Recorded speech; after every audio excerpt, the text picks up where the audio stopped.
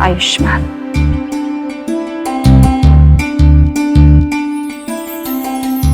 आपका स्वागत है पेशवा साहब।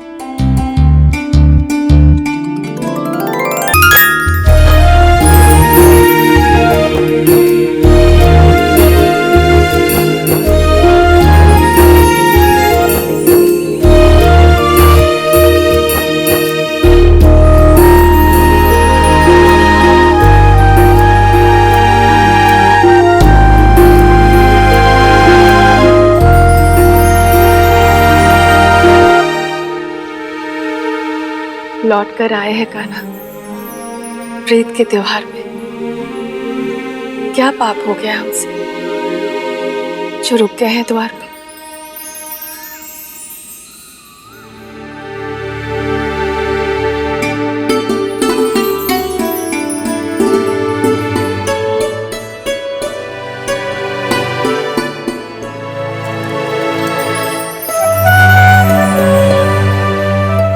इस बार प्रतीक्षा बहुत लंबी थी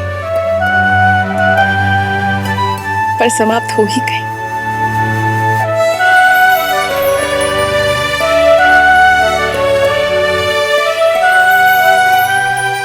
काशी,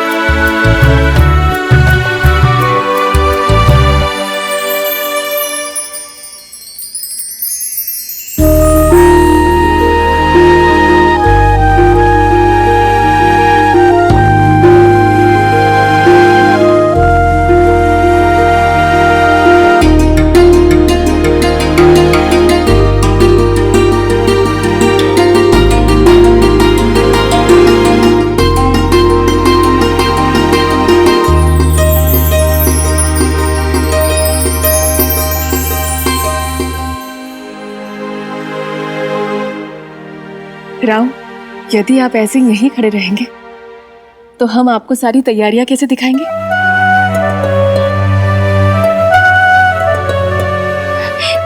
या आपको पता है इस बार उत्सव की सारी तैयारियां हमने की है। आई साहब का आदेश था कि इस बार उत्सव ऐसा हो सब लोग देखते रह जाए। आपको पता है कितने लोग आने वाले हैं? पूरे 7 वार्ड को आमंत्रण भिजवा दिए गए हैं। आप आइए, हम आपको और दिखाती हैं। बाबा, अगर किसी को निमंत्रित किया जाता है तो उसका अर्थ यही होता है कि हमारे हृदय में उनके प्रति स्नेह भी है और सम्मान भी। लेकिन निमंत्रण के साथ उपहार भेजना तो उस स्नेह और सम्मान का मूल्य लगाने जैसा है। हमें दिखावा नहीं करना चाहिए था बाबा। पंत जैसे लोगों को बस एक बहाना चाहिए आरोप लगाने के लिए। दरबार में उन्होंने हमसे कई चुभने वाले प्रश्न किए। हमें लगता है आगे जाके वो आप पर उंगली उठाएंगे। ऊंचाई पर रहने का कुछ तो मोल देना ही पड़ता है चिम्माजी साहेब। संसार जब सूर्य की तरफ संकेत करता है तो उंगली उठाकर। और रही बात उपहारों की तो चिम्माजी साहेब, राजनीति स्नेह और सम्मान के प्रदर्शन से नहीं चलती, शक्ति प्रदर्शन से चलती है। और ये सारे खर्च इसलिए कि लोग पेशवा साहेब की खराब स्थिति को हमारी खराब परिस्थिति ना समझ लें।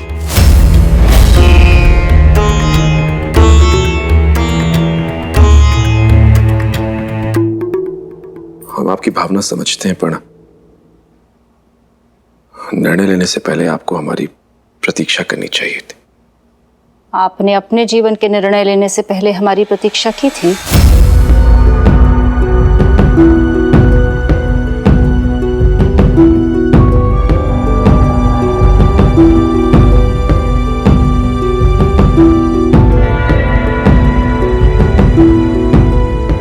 आप किस निर्णय की बात कर रही है आई साहब?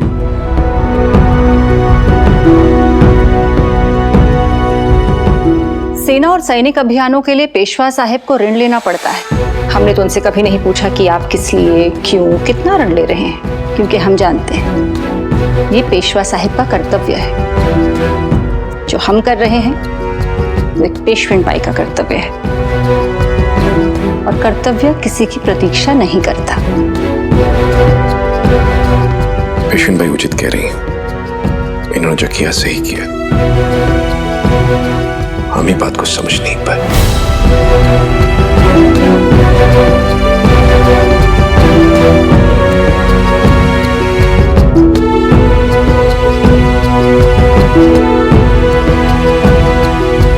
ये देखिए, ये झूमर हमने स्वयं पसंद किया है। इसमें 111 दिए एक साथ जलते हैं।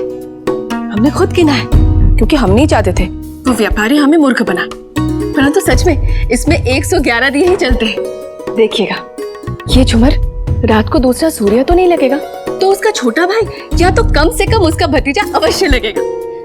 और ये फूलदान, ये देखिए, ये फूलदान देखिए, ऐसे हमने 100 मंगाए।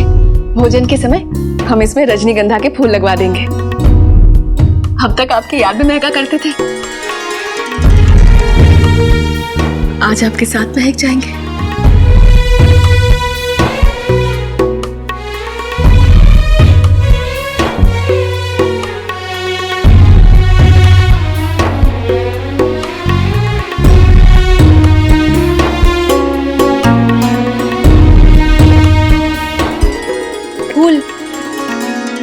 फूल महक जाएंगे।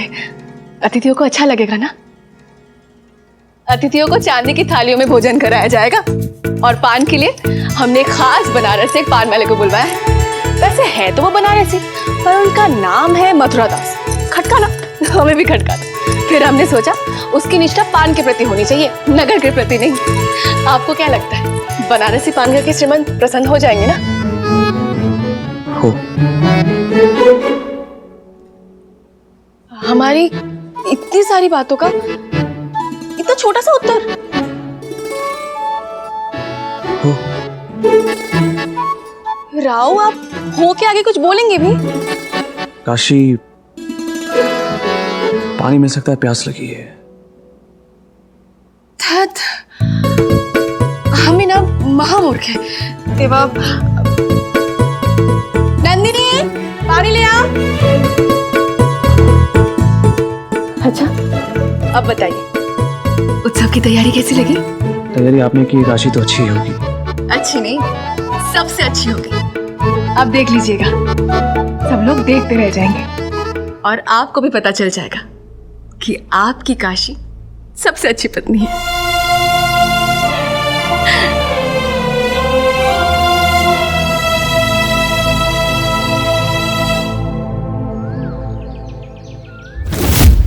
मस्तानी साहिबा, अब चलिए यहाँ से। यदि रानी सा ने देख लिया तो? पिताजी, हमारी तलवार मयान में रखे रखे जंग खा रही है, और आप अब भी हमें मुगलों की ओर कूच करने से रोक रहे हैं। आपने अपने समय में तो मुगलों के रक्त की नदियां बहा दी थी, तो अब आप हमारे उठे हुए हाथ क्यों रोकना चाहते हैं? तलवार उठाते हुए इसके हाथ कांप रहे हैं, लेकिन हमसे प्रश्न करते वक्त इसकी आवाज नहीं कांपती। एक बार हमारी तलवार मुगलों का रक्त चख लेगी, फिर नहीं कांपेगी। आपने हमारे बाकी भाइयों को तो युद्ध पर जाने से नहीं रोका, पर हमें युद्ध में जाने से क्यों रोक रहे हैं? क्योंकि युद्ध कोई खेल नहीं होता कि राजकुमार जब चाहे युद्ध में कूद पड़े। युद्ध का मूल्य चुकाना पड़ता है, लेकिन महलों में रहने वाले राजकुमार ये नहीं जानते। ये वही जानते हैं जिन्होंने रणभूमि में रक्त का खेल खेला हो।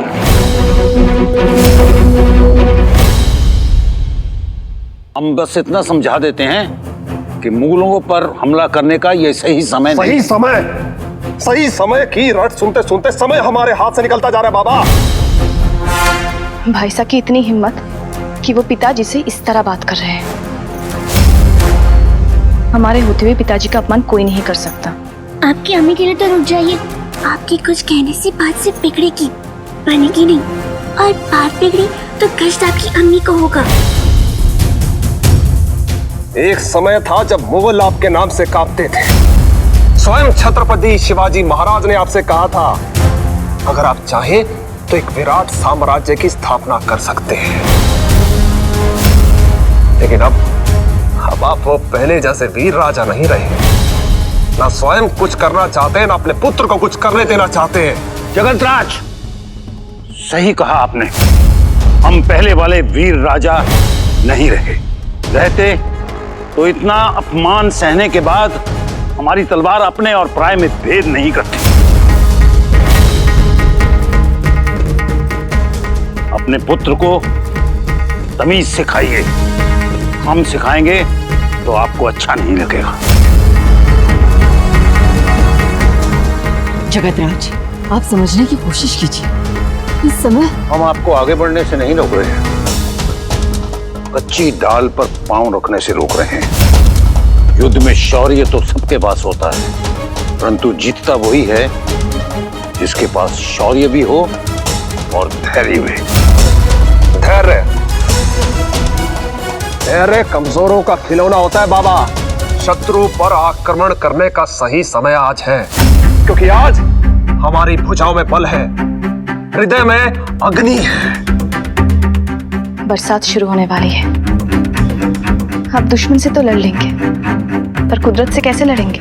बात को समझिए राजकुमार, बरसात शुरू होने वाली है। जब समय सही होगा तो हम आपको रोकेंगे नहीं। रोक तो अब भी नहीं पाएंगे आप पिताजी, क्योंकि एक बार जगत पर राज करने का ठान ले तो फिर वो करके रहेगा।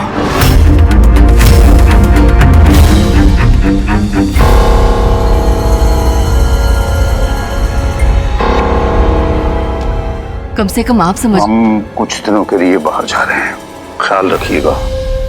हमारी अनुपस्थिति में राजकुमार कोई मूर्खता न कर बैठे।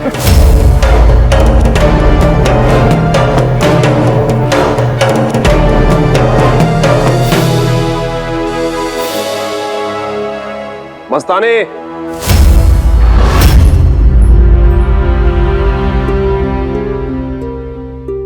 चुप कर बातें सुना राजा छत्रसाल की बेटी को शोभा नहीं देता। माफ कीजिएगा भाई साहब, पर अपने पिताजी से ऊंची आवाज में बात करना काकाजी के बेटे को शोभा नहीं देता। ऊंचे कुल वालों को ज्ञान देने का अधिकार उन्हीं को होता है जिनके पिता भी ऊंचे कुल के हो और माता भी। आप इस महल में अपनी जगह भूल गई हो तो हम याद दिला देते हैं। हमारी तरफ देखिए, इस महल में आपका कक्ष उस तरफ है, यहाँ नहीं। हम बस अपने पिताजी से मिलने आए थे। बहुत समय से वो हमसे और अम्मी से मिलने नहीं आए। शायद आपको पता नहीं कि राजाओं के जीवन में मात्र भोग विलासी सब कुछ नहीं होता, उनके ऊपर दायित्व भी होते हैं और महाराज वही निभा रहे हैं। आपकी अम्मी ने इतना भी नहीं सिखाया, या उनकी तरह आपको भी बिना बुलाए कहीं भी घुस जाने की आदत है? हमारी अम्मी ने सब कुछ सिखाया है रानी साहब, महल की तहजीब और बड़ों से बात करने की तमीज भी। उन्होंने हमें ये भी सिखाया है, चाहे बड़े कितनी भी गलत कहे, छोटे उन्हें पलट कर जवाब नहीं दिया करते। इसलिए जब भाई साहब पिताजी से बदतमीजी से बात कर रहे थे, हम खामोश रहे। नहीं तो क्या करती आप?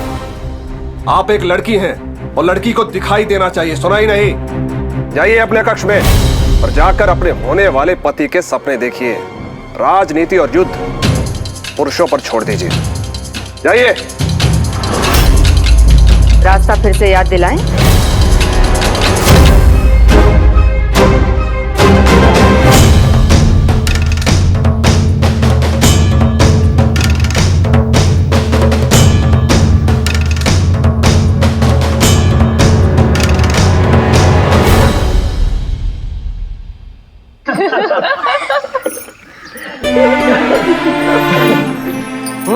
शाहू महाराज ने मुझे आज पंडित की उपाधि दी है, लेकिन सबसे पहले हम पंडित बने थे इस भाव की चमची भीऊ की गुड़िया के विवाह में।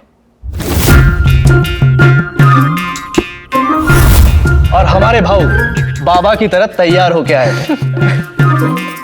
ये क्या भाऊ, जो भी कहानी आप सुनाते हो सब मेरे जन्म के पहले की होती है, और ये भीऊ ताई की कहानी भी हमारे जन्म से पहले की ही है। हमें तो ऐसा लगता है कि हमारे जन्म के बाद बचपन की सारी कहानियां ही खत्म हो गई थी और फिर सब एक ही दिन में बड़े हो गए थे। अनु भाई, भीऊ ताई से आप जितना चिढ़ती है उतना तो ताई साहिब अपनी सौत से भी नहीं चिढ़ती है।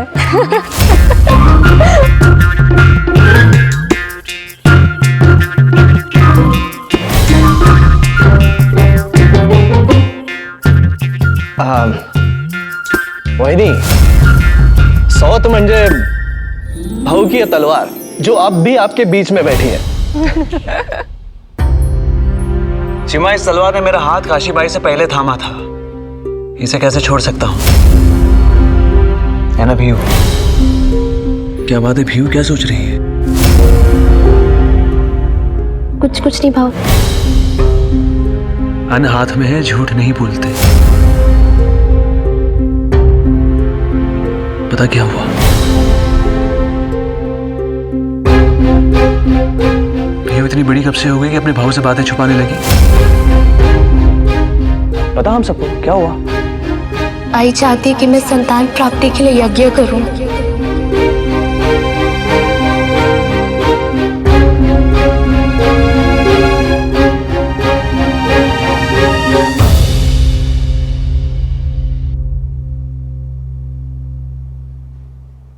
आई साहब, आप जानते हैं कि आप जो करने जा रही है वो अपमानजनक है।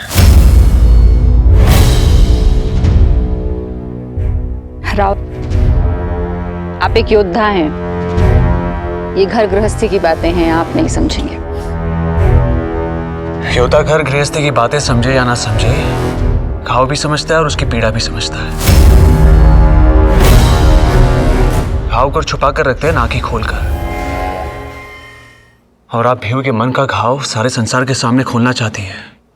हम निर्णय ले चुके हैं। अभी सिर्फ कमान खींचिए, तीर नहीं छोड़ा आई साहब। आप निर्णय बदल भी सकती हैं। इस यज्ञ में ही भीऊ बाई की भलाई है। ये भीऊ का जीवन है, उसे अपना निर्णय लेने दीजिए। और आप ही ने सिखाया था, बेटी अपने मैके से 3 गुण लेकर जाती है: शिक्षा, संस्कार और स्वाभिमान। यदि भीऊ को इस यज्ञ में बैठने के लिए विवश किया तो उसका स्वाभिमान छीन जाएगा, और बिना स्वाभिमान के संस्कार और शिक्षा दोनों ही अर्थहीन होती है। मां बनना नारी के जीवन की सबसे बड़ी उपलब्धि है। उसके बिना नारी का जीवन अर्थहीन होता है। आप सत्य कह रही आई साहिब। मैं मानता हूं कि मां बनना नारी के जीवन की सबसे बड़ी उपलब्धि होती है। नारीत्व का चरम उत्कर्ष होता है। और यह भी सत्य है कि नारी मां अपने शरीर से नहीं, मन से बनती है।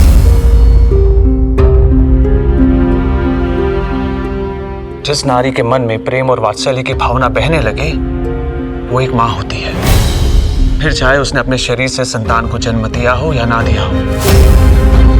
और इस देश में तो ऐसी भी मां हैं जिन्होंने शरीर से जन्म देना तो दूर, स्वयं शरीर ही धारण नहीं किया। यहां तो गंगा भी मां है और धरती भी मां है। मात्र किसी संतान को जन्म ना देने के कारण किसी नारी का स्थान, उसका सम्मान नीचा नहीं हो जाता है साहिब।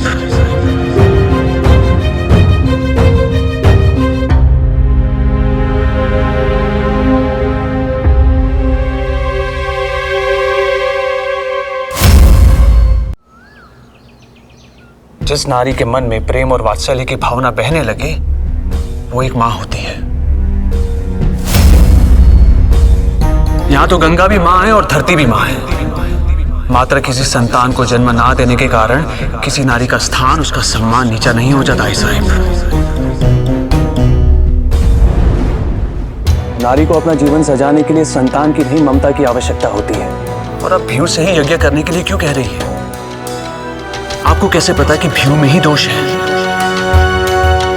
भाऊजी में भी तो दोष हो सकता है।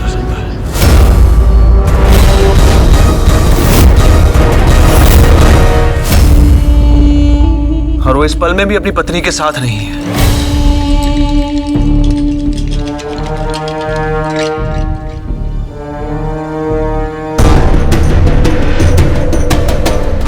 आपसे कोई तर्क वितर्क नहीं करना चाहती। यज्ञ में कोई बुराई नहीं है और कौन जाने ईश्वर प्रसन्न होकर भाग्य का लिखा बदल दे। यदि ये यज्ञ ईश्वर का आशीर्वाद पाने के लिए किया जा रहा होता तो मैं स्वयं आगे बढ़कर आहुति देता, पर ये यज्ञ ये दिखाने के लिए किया जा रहा है कि पेशवा साहिब की पुत्री ने प्रयास करने में कोई कमी नहीं छोड़ी। और जरा सोचिए, इस प्रयास के बाद यदि यह असफल रही तो सब मेरी बहन पर उंगली उठाएंगे। भाऊजी को कोई कुछ नहीं कहेगा, लांछन लगेगा तो सिर्फ मेरी बहन पर।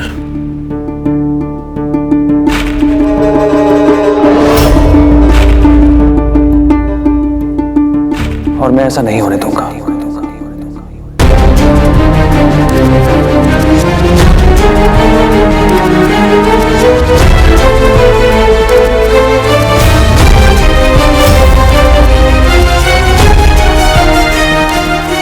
बाबा भाई साहब से कुछ कहते क्यों नहीं?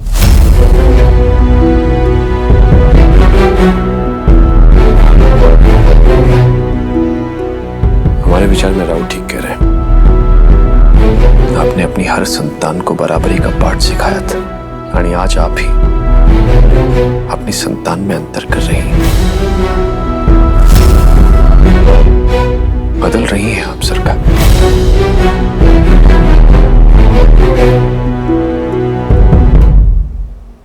पता नहीं इस घर में सबको ऐसा क्यों लगता है कि हम जो भी करते हैं वो गलत करते हैं।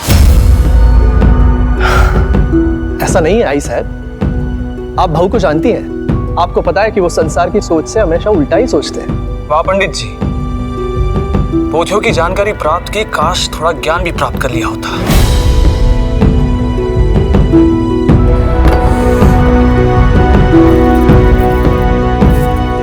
आप लोगों को जो करना है कीजिए, मैं ये यज्ञ नहीं होने दूंगा।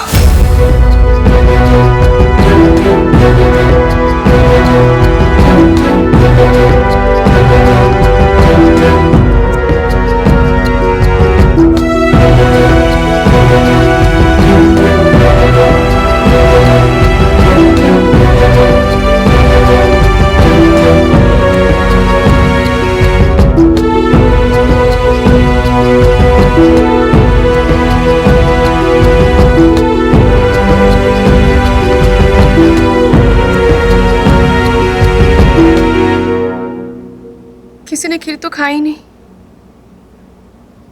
हमने इतनी मेहनत से बनाई थी।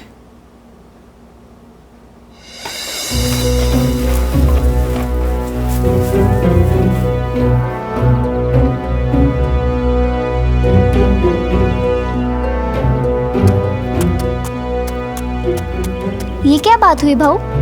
जरा सा क्रोध आया नहीं कि बादल को लेकर दौड़ पड़े आप ही तो कहता है ना भाऊ कि समस्याओं से भागा नहीं जाता, इन्हें सुलझाया जाता है। हाँ, पर समस्या सुलझाने में जब संबंध उलझ जाए तो दूर रहना ही अच्छा होता है। जब भाई साहब मेरी कोई बात सुनने को तैयार नहीं तो समझेंगी कैसे? बात तो आप भी नहीं समझ रहे ना भाऊ। देखिए, मैं ये नहीं कह रही कि आई साहब ने बिहू ताई से जो करने को कहा है वो सही है, पर मैं समझती हूँ कि आई साहब ऐसा क्यों कह रहे हैं। बिहू ताई को रोज ससुराल में तानों का और कटाक्षों का सामना करना पड़ता है। इस यज्ञ से कुछ समय के लिए ही सही, पर बिहू ताई के जीवन में शांति आ जाएगी भाऊ। अनु, बिहू ने तुम्हें कुछ बताया? जो बातें चेहरे पर लिखी हो उन्हें पूछा नहीं जाता भाऊ। तो कब से इतनी बड़ी और समझदार हो गई? जब एक भाई अपने कंधे पर अपनी बहन की डोली उठा के उसे अपने ससुराल छोड़ के आता है, उस दिन हर लड़की बड़ी हो जाती है भाऊ। और अपनी बहनी को नहीं देखा?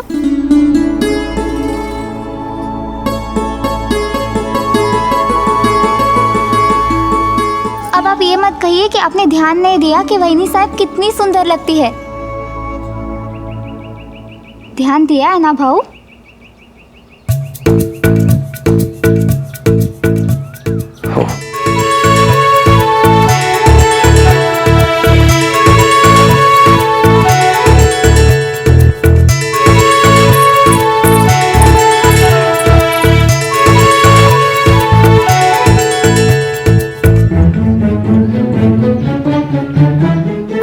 ही गए हैं तो थोड़ा समय वहीनी साहब के साथ भी बिताइए। क्या पता उनके साथ समय बिताते हुए आपका मन भी गृहस्थी में रम जाए।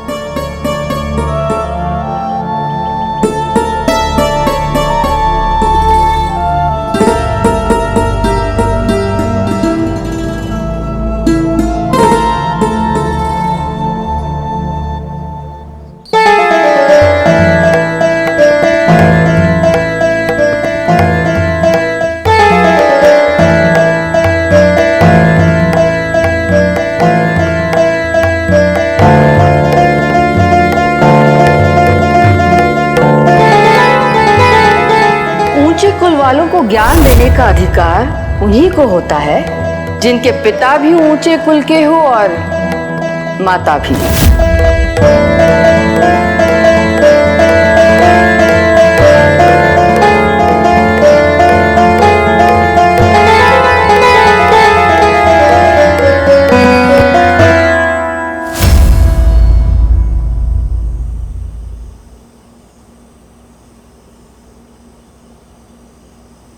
हम जानते हैं मस्तानी क्या हुआ है।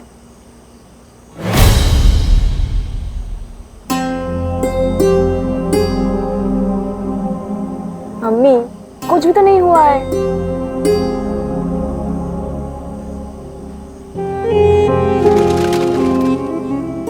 मस्तानी, कुछ गम दुनिया से छुपाए जाते हैं, कुछ खुद से और कुछ खुदा से भी, लेकिन मां से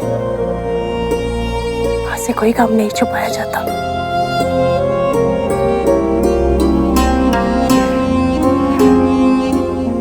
आप क्यों दिल छोटा कर रही हैं अम्मी?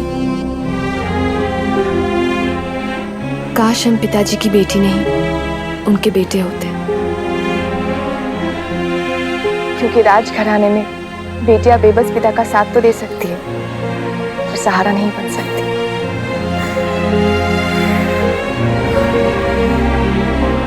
पता नहीं हमारी इबादत में कौन सी कमी रह गई है जो खुदा ने हमसे नजरें फेर ली है।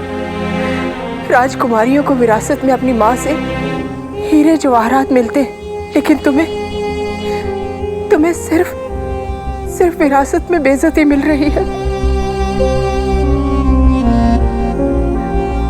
अम्मी,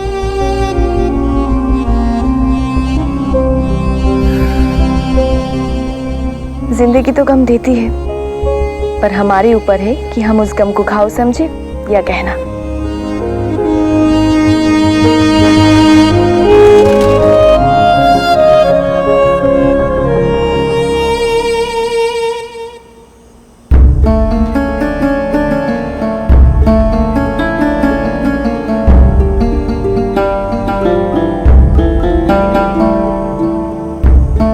और तेल डाल नंदिनी, ताकि ये दिए पूरी रात जलते रहे। कम से कम हमारे मन को अकेले तो नहीं जलना पड़ेगा। इतने वर्षों से वो इस कमरे में नहीं आए, आज भी नहीं आएंगे। यही तो आपकी भूल है। आपने मात्र प्रतीक्षा की है, प्रयास नहीं किया।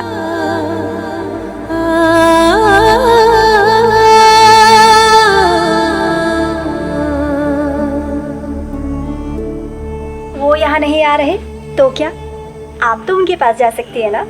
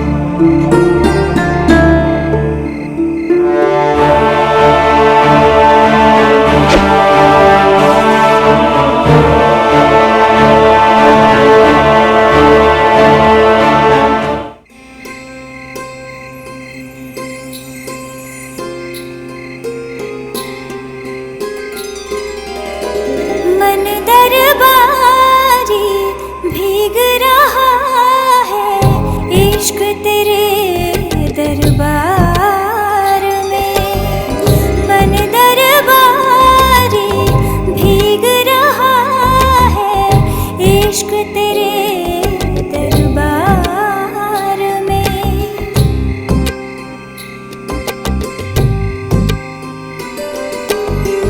बिन तेरे आकाश अधूरा, बिन तेरे चाँद भी आधा है। तुझ बिन हर पल मेरा जैसा, तुझ संग हर पल राधा है। इस मीरा को राधा कर दो, राह तके है तुम्हारी। मन दरबारी भीग रहा है इश्क तेरे दरबार में।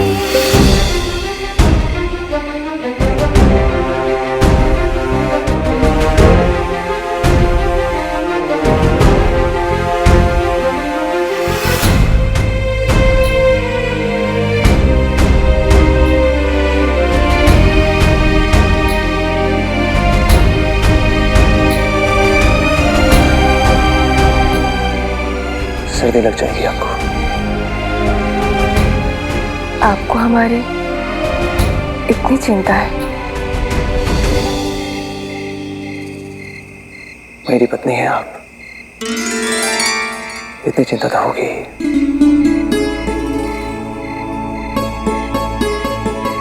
आप जाकर सो जाइए। आप नहीं चलेंगे?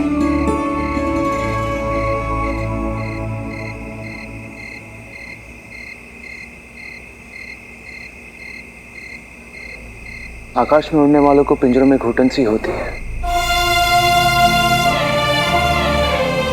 राव, घर पिंजरा नहीं होता है, घोंसला होता है।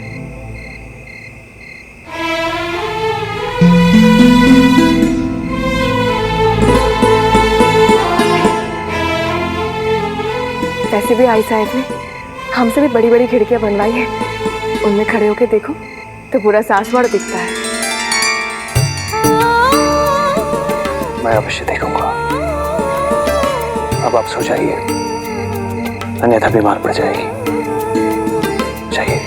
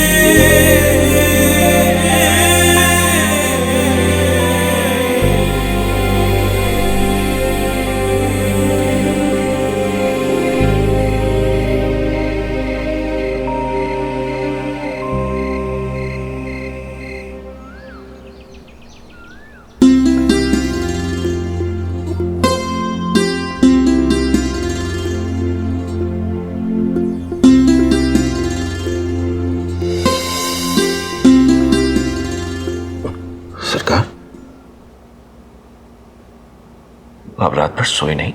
आंखों में अपमान का रंग इतना गहरा उतर गया कि रात भर नींद नहीं आई।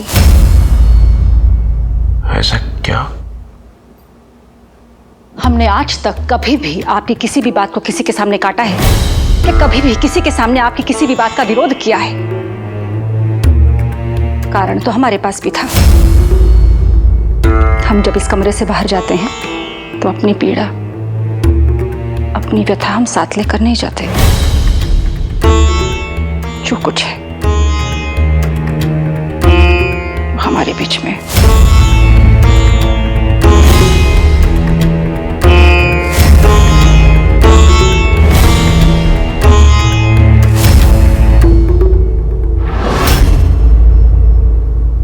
राव संसार के सर्वश्रेष्ठ योद्धा है, पर वर्षों रणभूमि में रहते रहते वो ये भूल गए हैं कि रणभूमि के बाहर भी एक संसार है। वर्षा ऋतु आरंभ होने वाली है। आपका स्वास्थ्य भी ठीक होने में समय लगेगा। इस कारण इस वर्ष आप और आपके पुत्र अपना अधिकतर समय घर पर बिताएंगे। राव ने घमासान मचाना तो सीख लिया, इस बरसात वो गृहस्थी रचाना भी सीखेंगे।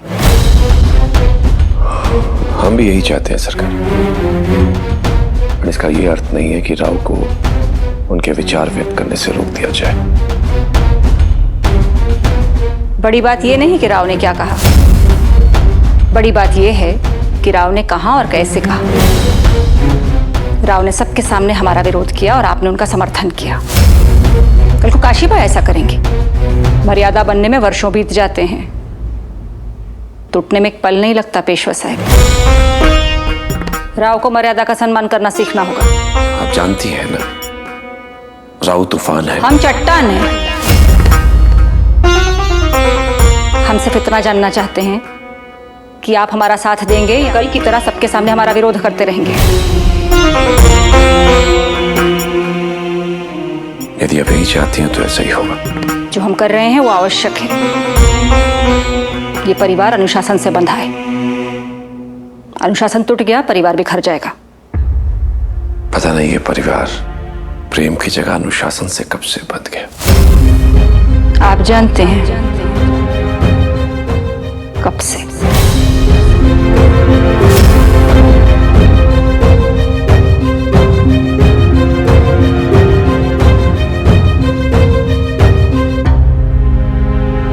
हम दोनों दिशाओं से आक्रमण करेंगे बाबा। आप पूरब से और मैं पश्चिम से। अब दिल्ली ज्यादा दूर नहीं है। अब हिंदुस्तान का दिल ज्यादा दिनों तक मुगलों के हाथों में नहीं है। और बाबा, क्या आपको मेरी रणनीति पसंद नहीं आई? नहीं नहीं, अच्छी है, रणनीति अच्छी है। और अभी वर्षा ऋतु है, बहुत समय है युद्ध में। कमान तीर छोड़ने से पहले खींची जाती है, बहुत पहले नहीं। बाबा, मैं कमान से तीर नहीं छोड़ रहा हूं, सिर्फ तीर को धार लगा रहा हूं। सही कहा बाजी। और कभी कभी बुद्धि को विश्राम देना भी आवश्यक होता है।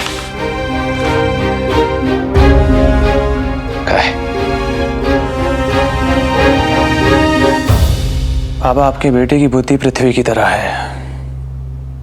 यदि एक पल के लिए भी रुक गई तो प्रलय आ जाएगा। प्रलय तो आ चुका है बाबू,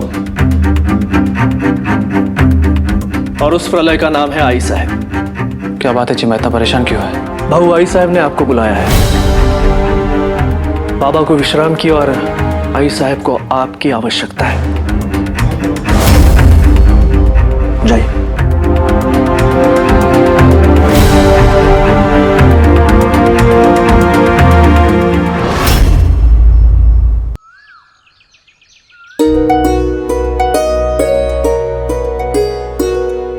हमने आज मंदिर में पेशवा साहब के नाम से 1001 ब्राह्मणों का भोग रखवाया है। ये सारी सामग्री उसी के लिए है। आप दोनों स्वयं जाकर भटजी से मिलकर उन्हें यह सामग्री दे दीजिए। भटजी की छत्र छाया में ब्राह्मणों का खूब कल्याण हो रहा है आई साहब। एक काम करते, उन्हें सेना में भर्ती कर देते, सेना का भी कल्याण हो जाएगा। इतनी सामग्री में 1000 सैनिक 1 महीने तक भोजन कर सकते हैं आई साहब। राव, आप हर परंपरा को मजाक समझते हैं? नहीं आई साहब, मैं तो आपसे मजाक करना ही परंपरा समझता हूँ। फिर मंदिर में जाके भट्ट जी के सामने ये मजाक मत करना, उन्हें बुरा लगेगा। तो भट्ट जी को मंदिर के बाहर ले जाकर सारी बातें कह दूंगा, शायद उन्हें बुरा ना लगे। राव, आप आई साहब, आरती का समय हो रहा है, मंदिर जाना है ना? आप दोनों एक साथ पहली बार बाहर जा रहे हैं। पेशवा परिवार को अपने व्यवहार से आदर्श स्थापित करना पड़ता है लोगों के सामने। लोग हर चीज को बहुत ध्यान से देखते हैं। याद रहे, सिर्फ आप दोनों नहीं जा रहे हैं, अपने साथ पेशवा साहेब और हमारा सम्मान भी लेकर जा रहे हैं। किसी को उंगली उठाने का मौका मत दीजिएगा। हो आई साहब। क्या?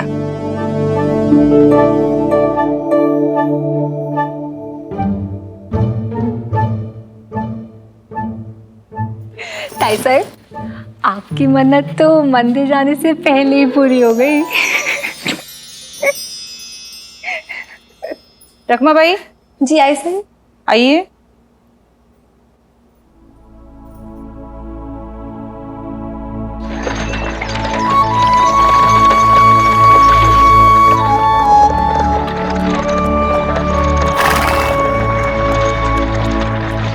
ढूंढना है जो अपने पिया को, खुद को भूल जरा बाबरी। तेरी जोस्तजू कान्हा, प्रीत की कहानी है, प्रेम का किस्सा है, जमुना की ज़बानी है। मैं किसे दोहराऊं, तेरी मेहरबानी है।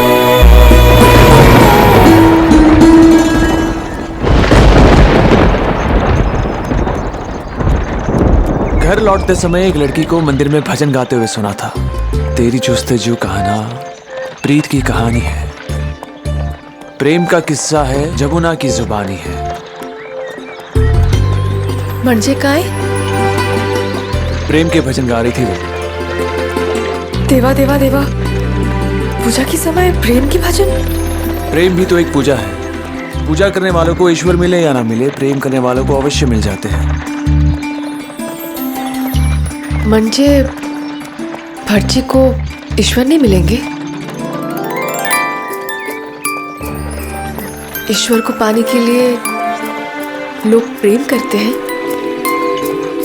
प्रेम करना ही प्रेम का सबसे बड़ा इनाम होता है। प्रेम को किसी और इनाम की आवश्यकता नहीं होती। क्या आप हमसे प्रेम करते हैं?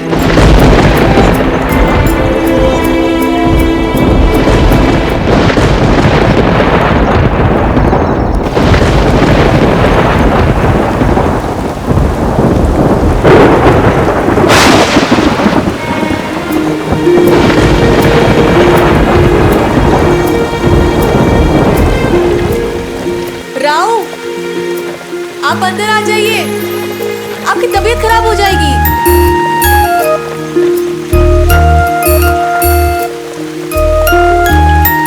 पहली बारिश में छुपकर नहीं बैठते, बाहें फैलाकर उसका स्वागत करते हैं। आप गीले हो रहे हैं राव। जी नहीं, मैं भीग रहा हूँ। मंदिर पहुंचने से पहले आपके कपड़े गंदे हो जाएंगे। मंदिर जाने से पहले मन साफ होना चाहिए, कपड़े नहीं काशीबाई। आप भी बाहर आकर पहली बारिश का स्वागत कीजिए।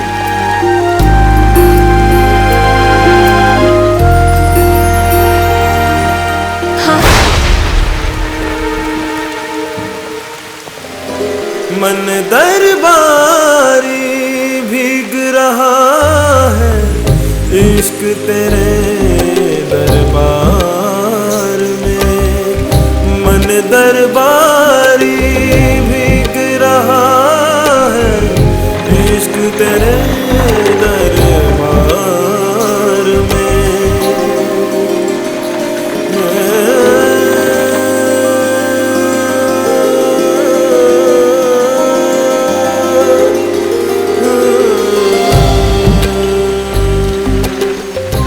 आई साहब ने ये साड़ी खास हमारे लिए बनारस से मंगवाई है।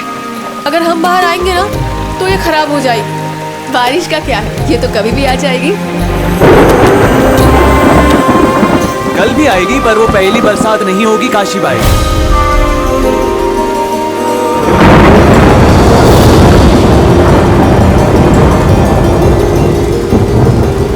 राव, आज आपको हो क्या गया है? आज आप बिल्कुल गोटिया भाव जैसे बातें कर रहे हैं।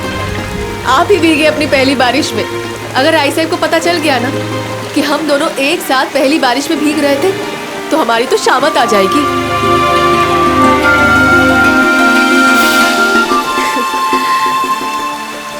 हमने आपको खुश देख लिया तो समझिए हमने पहली बारिश चख ली।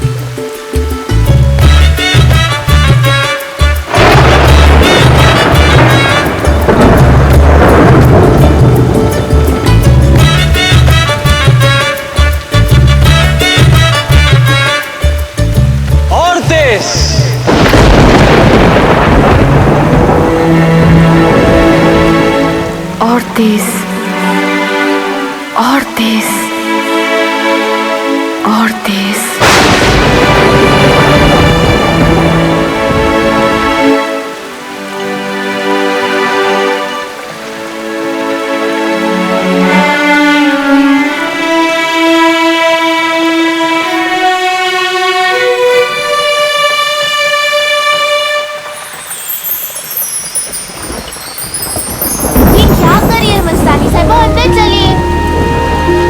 चंदा, पहली बारिश बार बार नहीं होती है और बरसात का मजा झरोखे में से हाथ बाहर निकालकर बूंदों को छूने में नहीं, बूंदों से खेलने में होती है।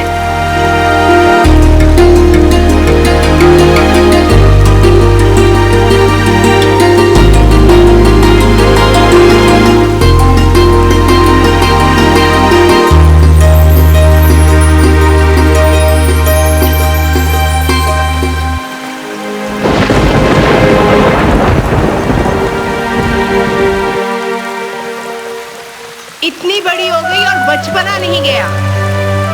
नहीं,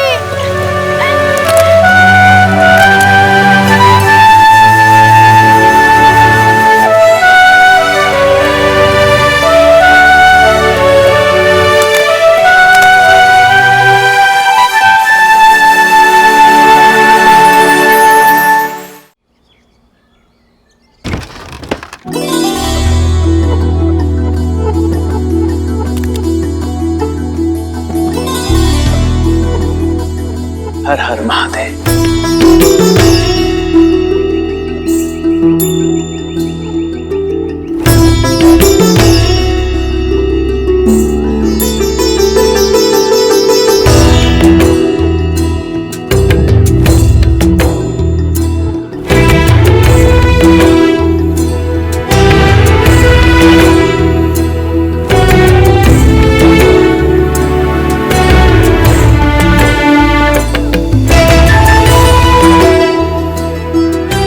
काकी, ये क्या कर रही है? इसकी कोई आवश्यकता नहीं है। जो हटी नहीं वो मराठी नहीं। हर हर महादेव, हर हर महादेव।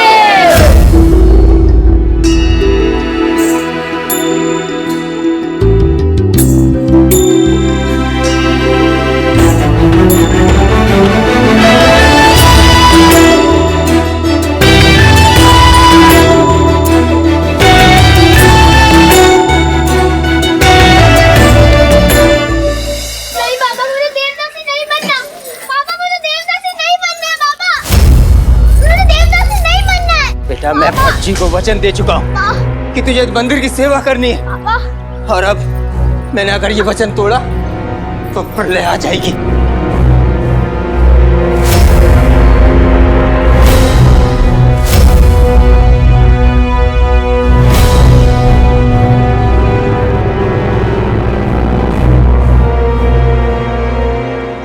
आरती का समय हो रहा है, मुहूर्त निकलता जा रहा है।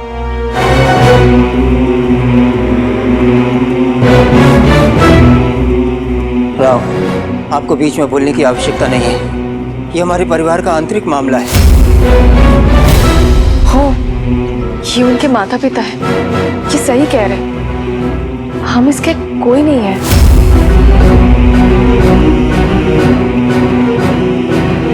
कौन कहता है कि ये कन्या मेरी कुछ नहीं लगती? ये कन्या बाजीराव बल्लाड़ भट्ट की बहन है।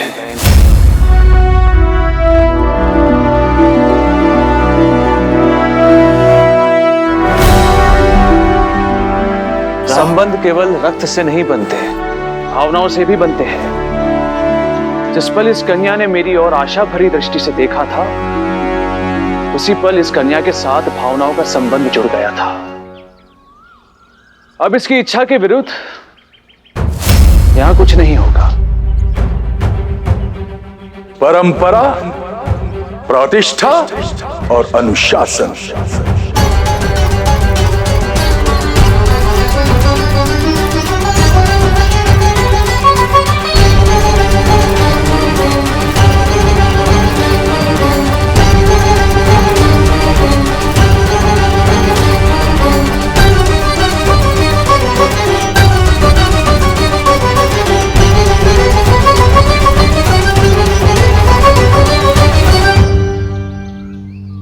ये समाज के 3 स्तंभ होते हैं, बाजीराव बल्लाड़ भट्ट,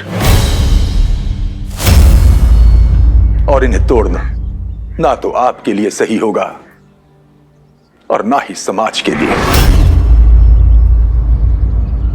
समाज का वर्तमान, भूत और भविष्य, ये तीनों इन्हीं स्तंभों पर टिके होते हैं।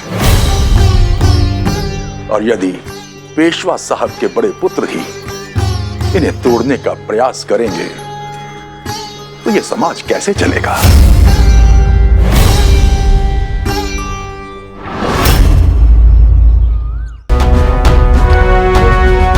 परंपरा और प्रतिष्ठा दोनों ही स्वाभिमान से बड़े नहीं होते हैं भट्ट जी। अनुशासन और नियंत्रण में अंतर होता है।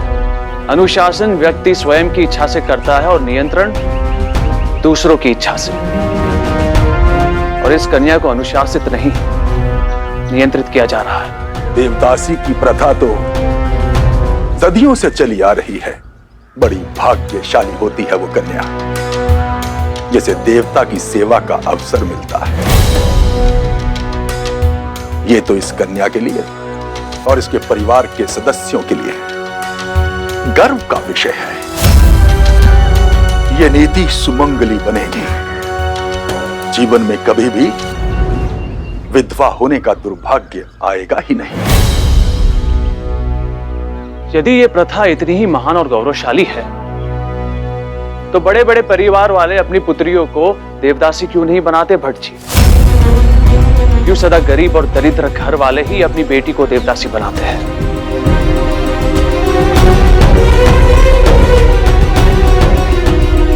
यदि ये कन्या अपनी इच्छा से यहां आई होती तो मुझे कोई आपत्ति नहीं होती, परंतु ये अपनी इच्छा से यहां नहीं आई है, इसलिए आपत्ति है मुझे। और बाजीराव बल्लाड़ भट्ट की आपत्ति विरोधियों के लिए विपत्ति बन जाती है।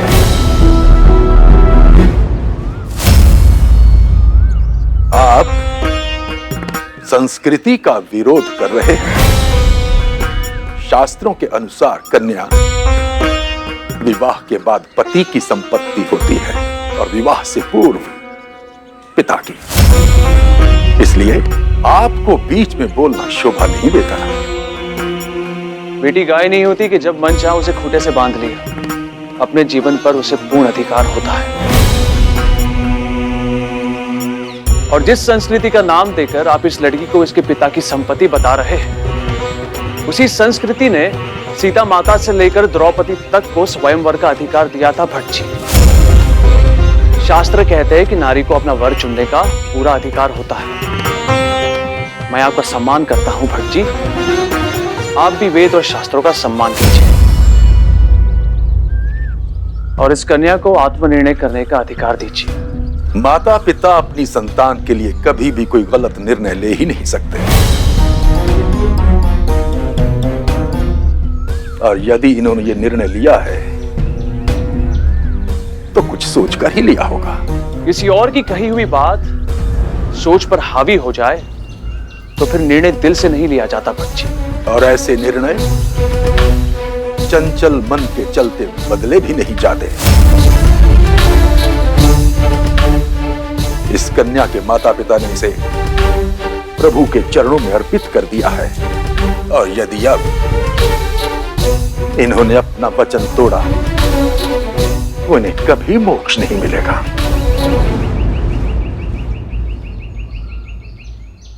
अपनी बेटी को नरक में भेजकर किस माता पिता को मोक्ष स्वीकार होगा? इसे शिक्षा दिलवाइए और अपना वर चुनने का पूरा अधिकार दीजिए, स्वतंत्रता दीजिए। कहते हैं जब एक पुरुष शिक्षित होता है तो एक व्यक्ति शिक्षित होता है, और जब एक नारी शिक्षित होती है तो आने वाली पूरी पीढ़ी शिक्षित होती है। भट्ट जी,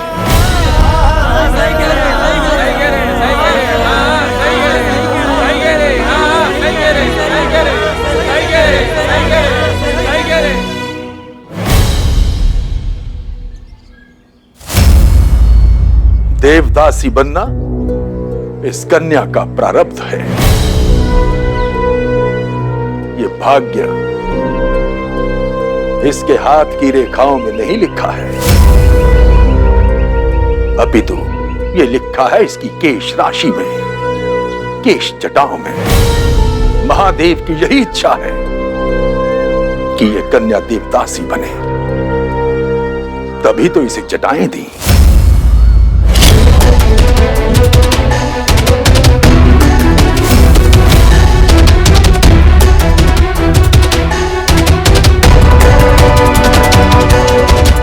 ये लीजिए भट्ट जी, इसका भाग्य बदल दिया मैंने। आपने महादेव की इच्छा का उल्लंघन किया है। यदि ये महादेव की इच्छा होती तो मुझ जैसा साधारण व्यक्ति इसे कैसे बदल सकता? ये तो आपकी इच्छा है भट्ट जी, जिसे आप महादेव की इच्छा समझते हैं। ना इसके माता पिता चाहते हैं कि ये देवदासी बने, ना ये कन्या चाहती है। ठीक है, यदि कन्या के माता पिता की यही इच्छा है तो हम इन्हें बाध्य नहीं करेंगे।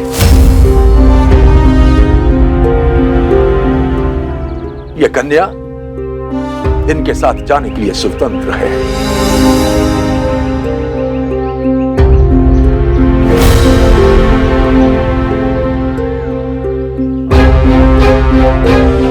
भट्ट जी, पूजा का समय हो गया है।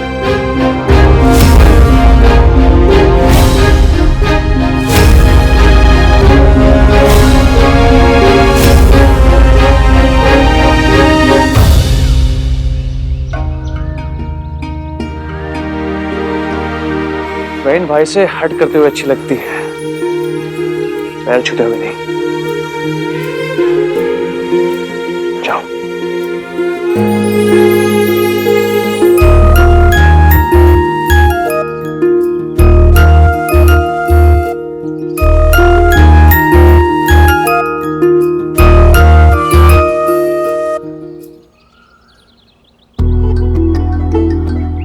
आरती का समय हो रहा है। आप जाइए, मैं आपकी प्रतीक्षा करूंगा।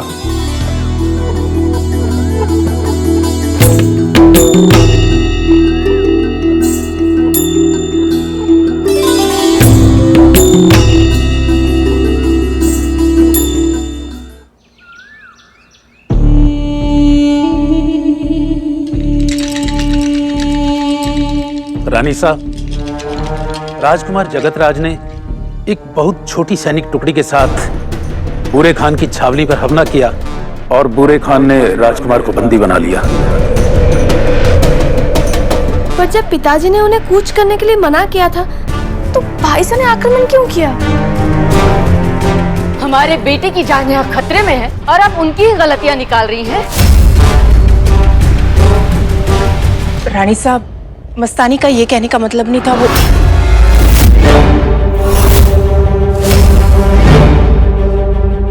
ये राजवंशियों की समस्या है, इसे राजवंशियों को ही हल करने दीजिए।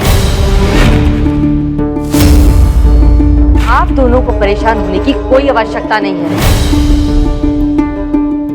मंत्री जी, अब राजकुमार जगतराज को कौन छुड़ाएगा?